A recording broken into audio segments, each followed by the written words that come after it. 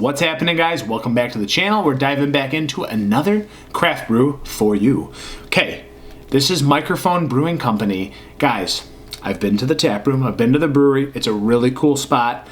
I had one shot to go there, and I made the detour when I was in Chicago. It just worked out. So I just want to throw that out there. I'm partial. I like these guys. They make great beer. They've had amazing New England style beer, amazing bourbon barrel aged beer, and now we're diving into a sour, which I have not had. So this was not available when I was in the tap room. It's called the Limoncello. I love it. Okay, we got the Limoncello. I love it. It's just a great label. It's fitting. It's witty. It's clever. Limoncello-Inspired sour ale with Sicilian, lemon, and a hint of sweet orange peel. This is no slouch, guys, clocking in at 8% ABV. So quite a big beer, especially in the sour category. We'll see what it is. And also it's a collaboration beer with Maplewood Brewing Company out of Chicago, Illinois.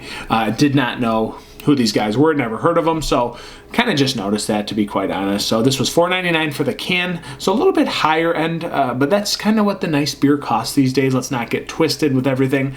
That's very much the norm nowadays, guys. So again, these guys, I've been there. It's out of Elk Grove Village, Illinois. So this kind of just little off the beaten path, like strip mall. It's a cool spot. You guys need to go check them out. So let's dive in, see what it's about. No canned on date, but I'm imagining this is quite fresh. It was dropped last week by M4 Distribution in Northern Michigan. So it's probably not older than a month or two max, and it's also a sour ale, guys. So let's see what we're working with today. So I'm not really sure what to expect with this. Obviously lemon, but yeah, a little bit lighter on the yellow spectrum. I thought it'd be maybe a shade darker, but it's that pale yellow in the light, guys. Slow to moderate carbonation, straight into the top, nothing too abrupt. Little tiny head, outer white ring and bubbling, but the middle is clear. It's clear. It's just that beer, guys, just sitting right there. So yeah, slow to moderate carbonation. Let's go to an aroma. Interesting. I do love this name and the label. Super cool. Aroma. Whoa, dude, that's like astringent, sour lemon zest. It's harsh, man. Wow. It smells different though. Like there's something else in it. It's not just lemon. Like there's this ethanol-y kind of like gas emission in your nose. I don't know how to describe it. It's just insane. There's certainly lemon, but it's got like, I hate to say this, like it just smells a dash off, like artificial.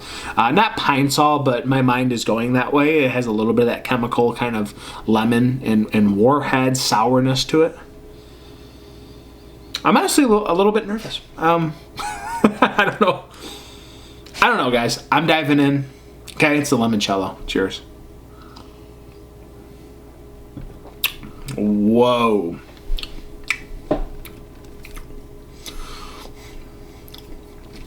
It's sour, it's tart, it's lemons all the way, like zesty, harsh, strong lemons. It's in there, man, but it's not just the flesh, it's the skin. It's like zesty. You have literally zested multiple lemons into this beer. The orange, I mean, if there's orange in this, that again is once again the orange zest. There is a zesty quality to this beer. It's very tart, it's warhead-like, but not where it's making me pucker. It's almost just a bit artificial. I just, man, and I was getting that whiff on the back end during the aroma, and the flavor's following suit a little bit.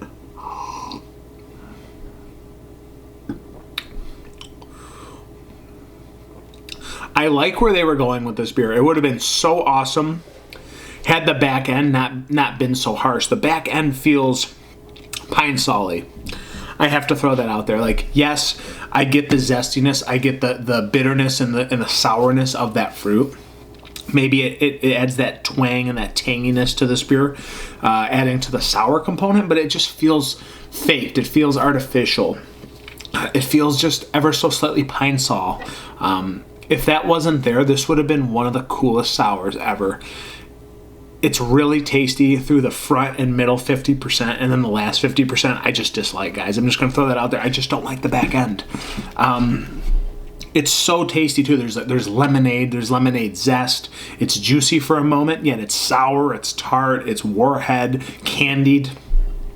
But that back end, it just kind of ruins it because it's got that dash of pine sol in there.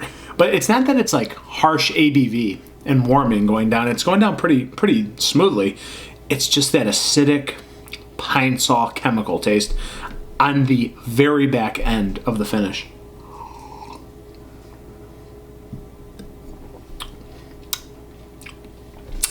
I love the whole rest of the beer too. It's very frustrating because this could have been so awesome. It looks pulpy. It almost looks like there's like skin particulate hanging on the glass. Like you can tell that this was zested or there was just so much flesh of the fruit and skin of the fruit thrown into this. That Sicilian lemon, a little bit of that orange peel. It's frustrating because this could have been a dangerous beer at 8%. Maybe it needed to be a little bit lighter. Maybe they needed a different component added to this beer, maybe adding another layer, but I love where the thought was on this one. I just don't like the back end. So this was so close to being an awesome beer, but unfortunately because of the back end, the harshness, the chemical taste, the artificial flavoring, unfortunately I'm going to have to go with a 3.5 out of 5, guys. This could have been like a 4.4. But the back end just, it ruined the beer. I'm just being completely honest. So I love Mikerphone. I love this. I love the aspect, the thought of this, and the construction, but I don't like how the back end was finished. Man, super sour and tart. It is what it is, guys. It's been the Limoncello. Thanks for being here. I'm Dan. See you on the next review. Cheers.